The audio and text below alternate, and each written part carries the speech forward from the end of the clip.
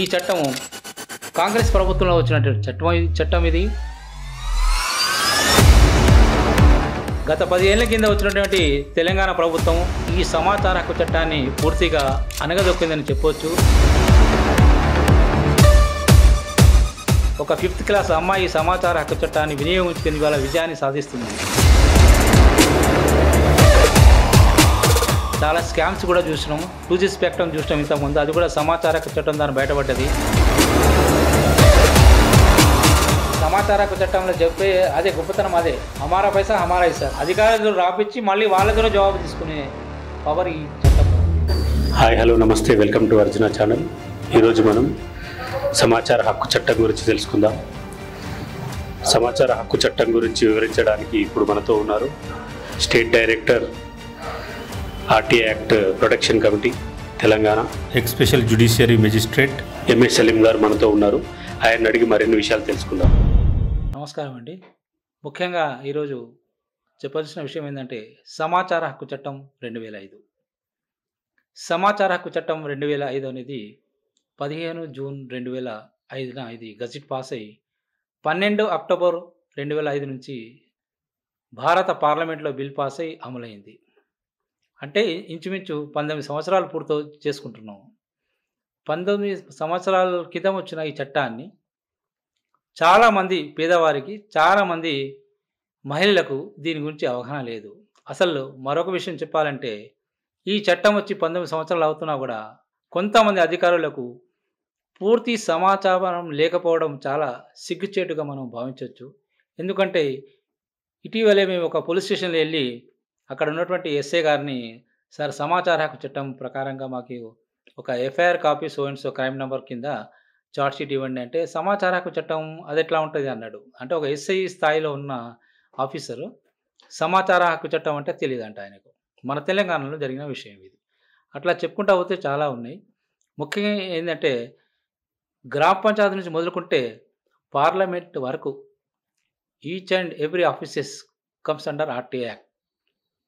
Basically, RT Act comes for corruption, atrocities, illegalities, misappropriation of government fund, post power, anywhere, anytime, any person to save the nation to protect the poor and innocent people from the hands of corruption and crime. In this regard, our committee is Right to Information Act Protection Committee. It is completely NGO, non-government organization, registered under Society Registration Act number 284 of 2010.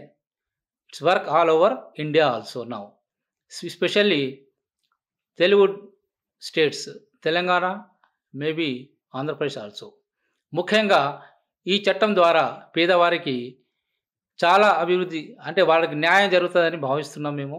ఈ సమాచార హక్కు చట్టం 2005 అనేది ఒక వజ్రాయుధంలాగా ఉపయోగపడుతుంది. ఈ చట్టాన్ని ఉపయోగించుకొని చాలామంది యువకులు, ప్రజలు చాలా సక్సెస్ స్టోరీస్ కూడా మా దగ్గర ఉన్నాయి, సాధించే విజయాలు కూడా ఉన్నాయి. కాబట్టి ఈ సమాచార హక్కు చట్టం అనేది చాలా గొప్ప చట్టము. అయితే ఇటీవలే భారత ప్రభుత్వం కూడా దీని ప్రాథమిక హక్కులలో ఇదొక హక్కుగా దీన్ని భావించుకున్నది. అలాగే ప్రాథమిక హక్కులలో ముఖ్యమైన హక్కు లాగా దీన్ని ఉపయోగించుకుంటున్నాము. ఈ సమాచార హక్కు చట్టం అనేది చాలా గొప్ప చట్టము.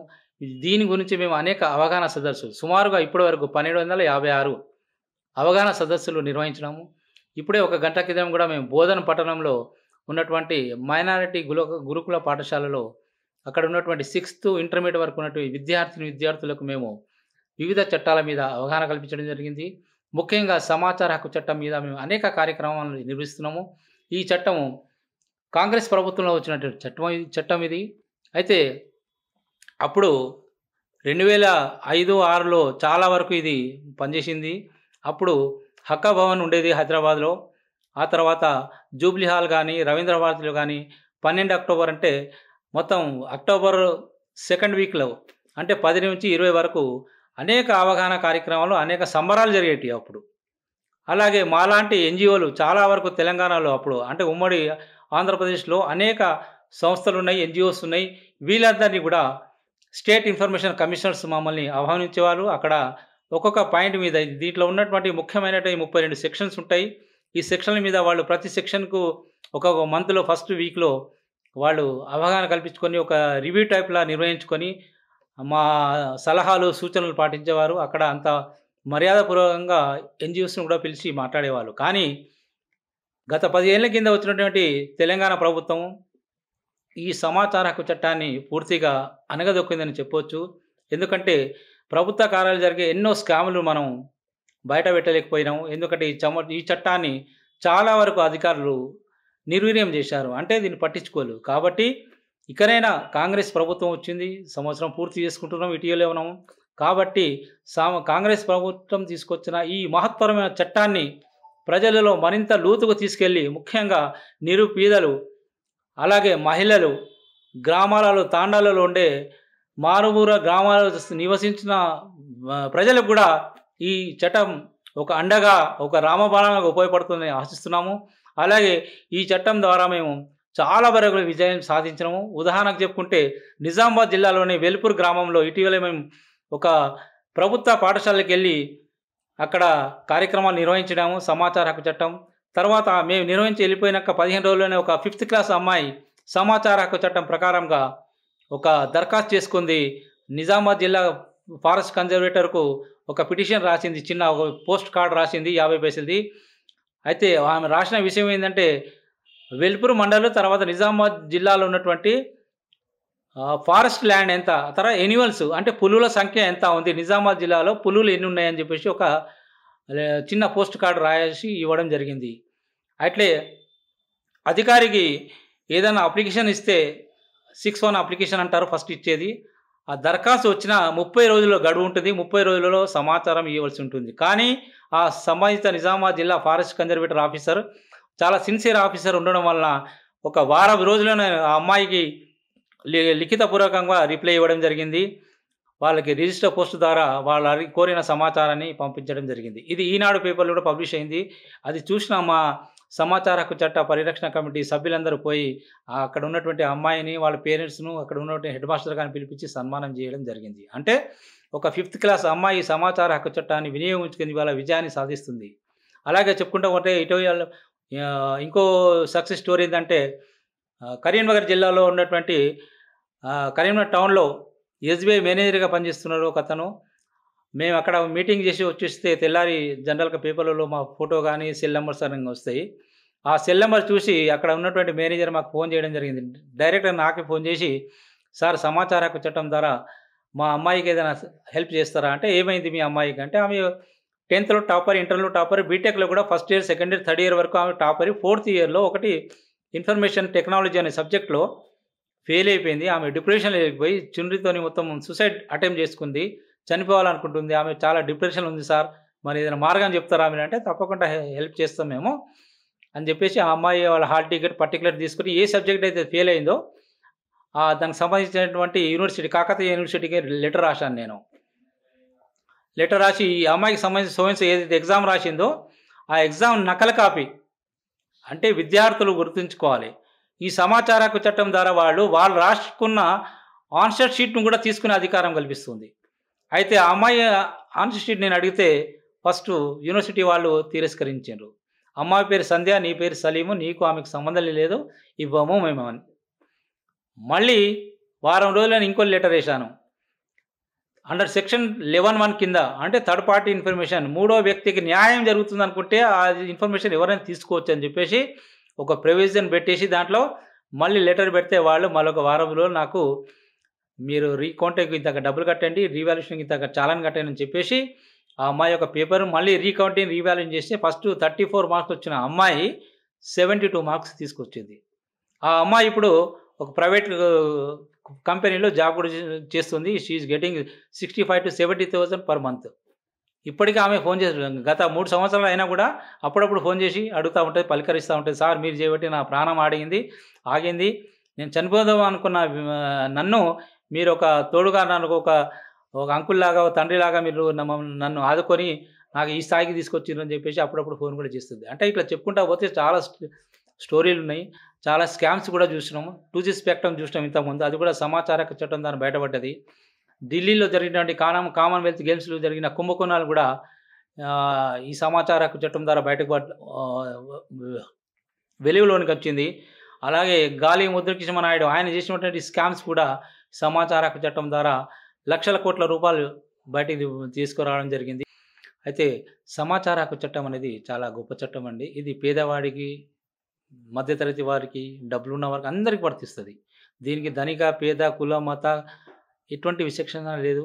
ముఖ్యంగా ఒక సమాచారం ప్రభుత్వ కార్యాలయం తీసుకోవాలనుకుంటే మనము దరఖాస్తు చేసుకోవాలి.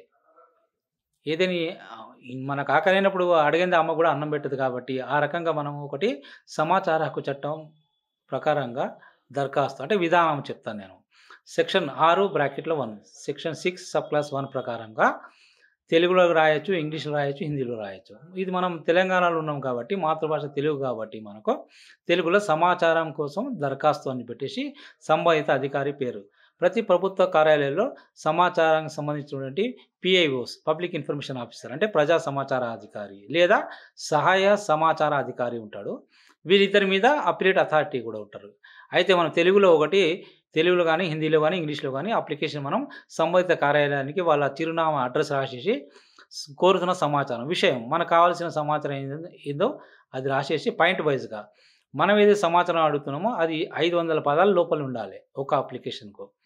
అయితే రామాయణం, మహాభారతం చదివినప్పుడు కాకుండా వాళ్ళకు క్లియర్‌గా అర్థమయ్యేటట్టు అధికారికి అర్థమయ్యే విధంగా మనము నంబర్ 1 పాయింట్ చెప్పండి ఏం కావాలి మీకు. నంబర్ 2 ఆ రకంగా మొత్తం రాసేసి అది సంబంధిత అధికారికి అంటే సపోజ్ గ్రామ పంచాయతీలు అనుకోండి. గ్రామ పంచాయతీలో అయితే సెక్రటరీ గారు ఉంటారు. సెక్రటరీ గారికి ఎటువంటి రుసుము లేదు. అప్లికేషన్ మనం ఒకటి రాసుకొని దాన్ని జిరాక్స్ తీసుకొని ఒరిజినల్ సెక్రటరీ గారికి ఇచ్చేసి జీపీలో జిరాక్స్ మీద రిసీవింగ్ తీసుకుంటాం ఇన్వాల్వ్‌లో. అలాగే మండల స్థాయిలో అయితే కోర్ట్ ఫీజు ₹5 కోర్ట్ ఫీజు పెట్టాల్సి ఉంటుంది. అలాగే జిల్లా స్థాయి కానీ, రాష్ట్ర స్థాయి కానీ ఈ ₹10 మనం కోర్ట్ ఫీజు టికెట్ పెట్టేసి మనం ఎఫిక్స్ చేసి అప్లికేషన్‌తో పాటు కోర్ట్ ఫీ టికెట్ పెట్టి అది ఒరిజినల్ సంబంధిత అధికారికి ఇచ్చేసి జిరాక్స్‌లో మనం రిసీవింగ్ తీసుకోవాలి.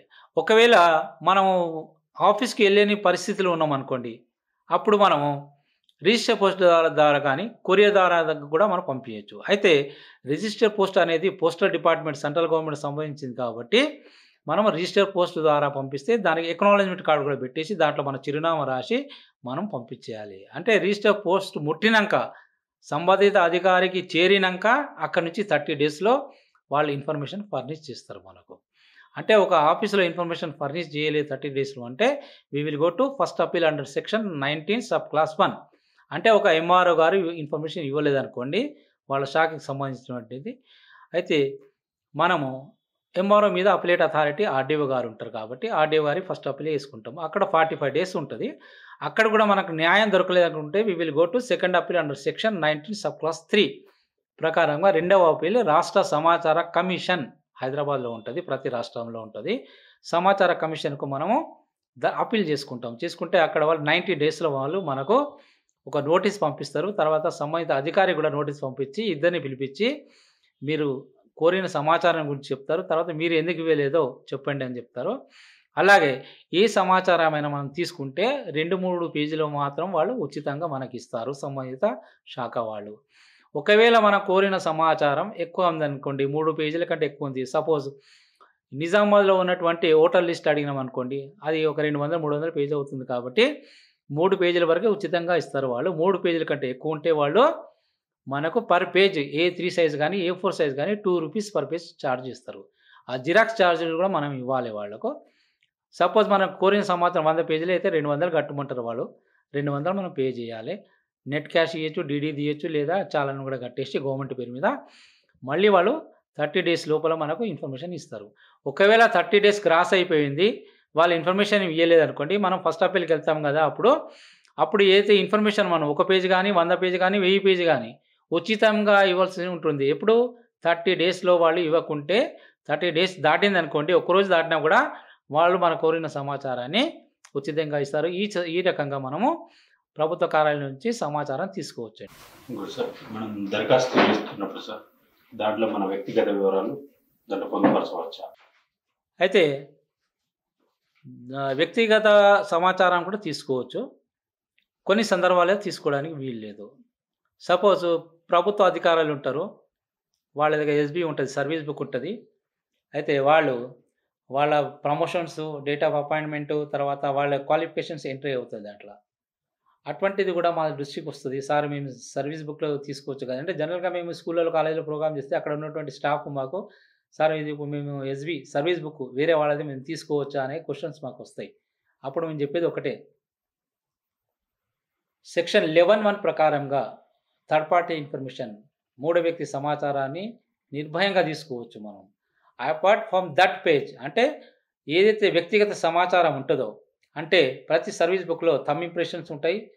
ఫ్యామిలీ పర్టిక్యులర్స్ ఉంటాయి. నామినీస్ కానీ ఏదే గాని. ఆ వ్యక్తిగత సమాచారాన్ని తీసుకోవడానికి వీల్లేదు. అంటే వ్యక్తిగత సమాచారాన్ని తీసుకోవద్దంటే సెక్షన్ 10(1) ప్రకారంగా ఎక్సెప్షన్ అది ఇవ్వరు. Apart from that page under section 11(1) ప్రకారంగా మిగతా సమాచారాన్ని మనము తప్పకుండా తీసుకోవచ్చండి. ఇంకోటి సార్ ఆర్టీ యాక్ట్ ద్వారా ఏ శాఖల సమాచారాన్ని తీసుకోవచ్చు సార్? ఈ ఆర్టీఐ ద్వారా మనం సమాచారం అంటే 36 దాదాపుగా 36 డివిజన్స్ డిపార్ట్మెంట్స్ ఉన్నాయి. 32 నుంచి 36 డిపార్ట్మెంట్స్ ఉన్నాయి.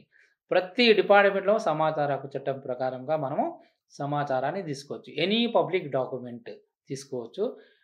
ఈవెన్ దో పోలీస్ స్టేషన్‌లో కూడా మనము పబ్లిక్ డాక్యుమెంట్ అంటే రెండే ఉంటాయి పోలీస్ స్టేషన్‌లో.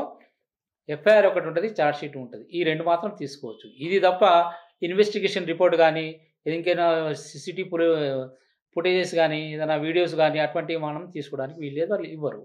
2 మాత్రమే ఇస్తారు పబ్లిక్ డాక్యుమెంట్.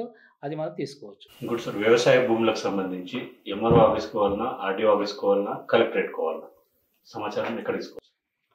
అయితే ముఖ్యంగా వ్యవసాయ భూమికి సంబంధించినట్టయితే చాలా వరకు మనం రూరల్ ఏరియాలో చూస్తూ ఉంటాం.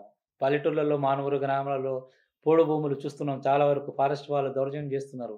30 ఏళ్ళు, 40 ఏళ్ళ నుంచి వాళ్ళు దున్నుకుంటూ వస్తున్నారు పాపం. కానీ ఇటీవలే మనం చూస్తున్నాం పేపర్‌లలో, టీవీలలో ఏందంటే ఫారెస్ట్ డిపార్ట్మెంట్ వాళ్ళు వచ్చేసి అరెస్ట్ చేయడం, కొట్టడం, చేయడం మొత్తం క్రాప్‌ను నష్టపరచడం, డ్యామేజ్ చేయడం అనేటువంటిది. అంటే ఒక ఊరిలో గాని, విలేజ్‌లో గాని, ఒక తాండాలో గాని దానికి సంబంధించిన సమాచారం మొత్తం జీపీలో గాని, మండల ఆఫీస్‌లో ఉంటది. ముఖ్యంగా అయితే మండల ఆఫీస్ అనేది చాలా ముఖ్యం. ప్రభుత్వ భూములకు సంబంధించిన సమాచారం అంతా మండల ఆఫీస్‌లో ఉంటది. మండల కార్యాలయం దాన్ని తహసీల్ ఆఫీస్ అంటాము. అక్కడ మనం పట్టేదారు పాస్‌బుక్ కావచ్చు, పానీ కావచ్చు, ఆర్ఓఆర్ కావచ్చు, 1బి కావచ్చు. ఒకవేళ కాసరపాని 1954, 55లో ఉన్నటువంటి కాసరపాని అంటే పాత రికార్డు కూడా ఎంఆర్ ఆఫీస్ నుంచి మనం తీసుకోవచ్చు. ముఖ్యంగా ఏందంటే గడిచిన 20 సంవత్సరాల నుంచి సమాచారం తీసుకోవచ్చు. అంటే 20 సంవత్సరాల లిమిట్ ఏం లేదు. గడిచిన ఎన్ని సంవత్సరాల సమాచారం అయినా కూడా తీసుకోవచ్చు మనం.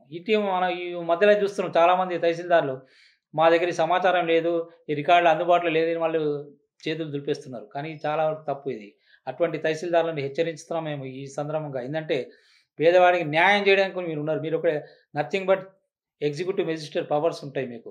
ల్యాండ్ రికార్డ్ పవర్స్ ఉంటాయి. రెవెన్యూ బాస్ మీరే మండలంలో. కాబట్టి ప్రతి పేదవాడిని అడిగిన సమాచారాన్ని వెంటనే ఇవ్వండి. మీ దగ్గర ఉన్న రికార్డే కదా! అవసరమైతే మీరు చార్జెస్ తీసుకోండి. అద్దంటలేము కదా! పేదవాడు ఎంత పేదవాడైనా కూడా బాబు ఇంత అయింది నీకు ఇంత జిరాక్స్ చార్జీలు కట్టమంటే కడతారు తప్పకుండా. కాబట్టి ఈ విషయాన్ని వాళ్ళు గ్రహించాలి. అలాగే జిల్లా స్థాయిలో అయితే డిస్ట్రిక్ట్ బాస్ కలెక్టర్ వారి దగ్గర ఉంటది. ఆ తర్వాత చేతువారా అని ఉంటది. పాత ఓల్డ్ రికార్డు. అటువంటివి మొత్తం ఈడీ ఆఫీస్‌లో ఉంటది. ల్యాండ్ సర్వే రికార్డులో.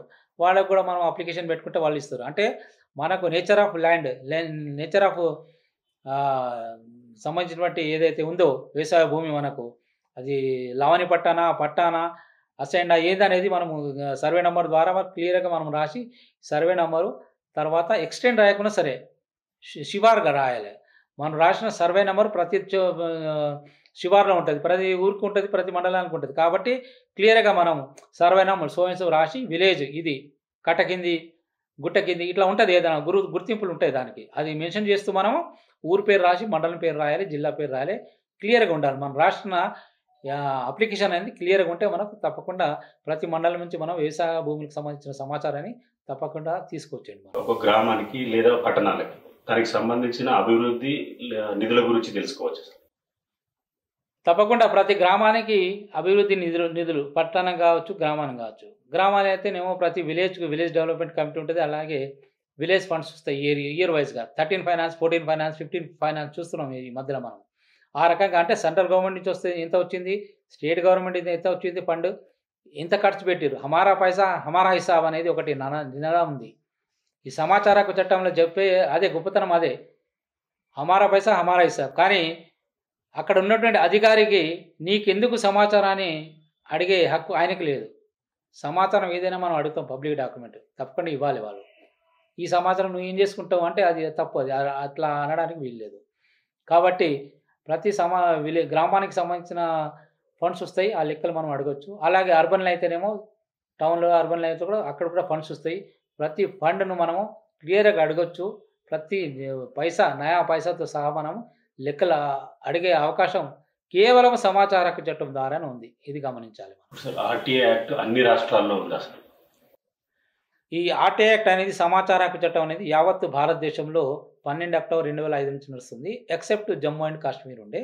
కానీ మోదీ గారు ఆర్టికల్ 370 తీసుకొచ్చినాక జమ్మూ అండ్ కాశ్మీర్లో కూడా ఈ సమాచార హక్కు చట్టం అనేది ఉపయోగపడుతుంది. కాకపోతే ఏంటంటే మనము 10 రూపాయలు కోర్ట్ ఫీ టికెట్ పెట్టి సమాచారం తీసుకుంటున్నాము, అక్కడైతే 50 రూపాయలు పెట్టాల్సి వస్తుంది. అంటే జమ్మూ కాశ్మీర్ అనేది కేంద్ర పాలిత ప్రాంతం కాబట్టి కొన్ని అక్కడ వెసులుబాట్లు, మినహాయింపులు ఉన్నాయి. కానీ ఇప్పుడు జమ్మూ కాశ్మీర్లో కూడా 100% మనం సమాచార హక్కు చట్టం ద్వారా సమాచారాన్ని పొందే అవకాశం ఉంది.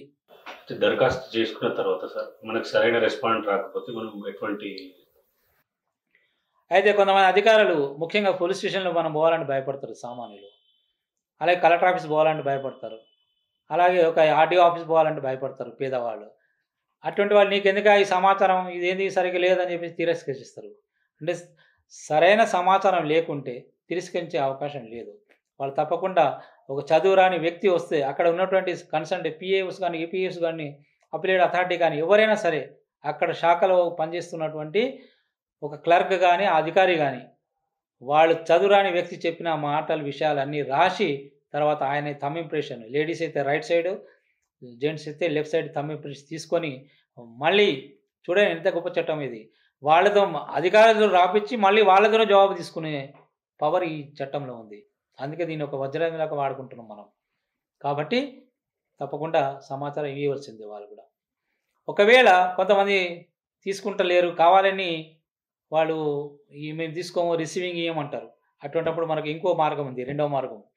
ఒక అధికారి ఒకవేళ సమాచార దరఖాస్తును తిరస్కరిస్తే మనం ఇమీడియట్గా పోతే పోయింది ఒక 25 రూపాయలు 30 రూపాయలు పోతుంది. రిజిస్టర్ పోస్ట్ ద్వారా దాని ఎక్నాలజ్మెంట్ పెట్టేసి రిజిస్టర్ పోస్ట్ చేసేయండి. మీరు ఏముంది, లోకల్ అయినా సరే వేరే ఊరైనా సరే రిజిస్టర్ పోస్ట్ చేసేస్తే మీకు ఒక ఎక్నాలజ్మెంట్ ఉంటుంది. తర్వాత పోస్టల్ రిసిప్ట్ ఉంటుంది. ఆ రిసిప్ట్ ద్వారా పోస్టల్ ట్రాకింగ్ చేసుకుంటే అది ఎప్పుడు రీచ్ అయింది, డెలివరీ ఎప్పుడైంది, ఎన్ని గంటలకు అయింది, టైంతో సహా మనకు పూర్తిగా డేటా మనకు ఆన్లైన్ దొరుకుతుంది. కాబట్టి అది కూడా మంచి వెపన్. అది అసలు ఈ ప్రైవేట్ సంస్థల సమాచారం తెలుసుకోవచ్చా సార్? ప్రైవేట్ సంస్థల సమాచారం అంటే డైరెక్ట్గా తీసుకోలేము. ప్రభుత్వేతర సంస్థలు ఉంటాయి కొన్ని. ఉదాహరణకు ప్రైవేట్ కాలేజెస్ ఉంటాయి, స్కూల్స్ ఉంటాయి. డైరెక్ట్ ఒక ప్రైవేట్ స్కూల్కి మనం వెళ్ళి మనము సమాచారం ఏంటంటే వాళ్ళ చేతులు వేపిస్తే అక్కడ ఉన్నటువంటి ప్రిన్సిపల్ కానీ, హెడ్ మాస్టర్ కానీ, ఇది మాది ప్రైవేట్ సంస్థ, మేము డైరెక్ట్ ఇవ్వలేమని అంటాం. కానీ ఆ సంస్థ కూడా, ఆ స్కూల్ కూడా ఒక ఎంఈఓ అండర్ కంట్రోల్లో నడుస్తుంది ప్రైమరీ స్కూల్ అయితే. ఒకవేళ హై స్కూల్ అయితే అండర్ కంట్రోల్ ఆఫ్ డిఈఓ. అయితే ఆ స్కూల్ కానీ, కాలేజ్ కానీ వాళ్ళకి సంబంధించిన సమాచారాన్ని డైరెక్ట్ నేరుగా అడగకుండా మనం త్రూ ఎంఈఓ ద్వారా తీసుకోవచ్చు. సేమ్ అదే 30 డేస్లో వాళ్ళు ఈటీఆర్ ఫైల్ కానీ, ఆ స్కూల్ రిజిస్ట్రేషన్ కానీ, శాలరీస్ పర్టికులర్స్ కానీ, ఫీ డీటెయిల్స్ కానీ ఎటువంటి సమాచారం అయినా కూడా త్రూ ఎంఈఓ ద్వారా మనము ప్రైమరీ స్కూల్కి తీసుకోవచ్చు. హై స్కూల్ అయితే త్రూ డిఈఓ ద్వారా కూడా తీసుకోవచ్చు. సమాచార హక్కు చట్టం గురించి అందరికీ అర్థమయ్యేలా క్లుప్తంగా వివరించినందుకు ధన్యవాదాలు సార్. Thank you. మరొకసారి నిజామాబాద్ జిల్లా అర్జున్ ఛానల్ వాళ్ళకి మరొకసారి ప్రత్యేక ధన్యవాదాలు తెలియజేస్తూ ఈ అవకాశం ఇచ్చినందుకు ప్రత్యేక ధన్యవాదాలండి మీకు. Thank you very much.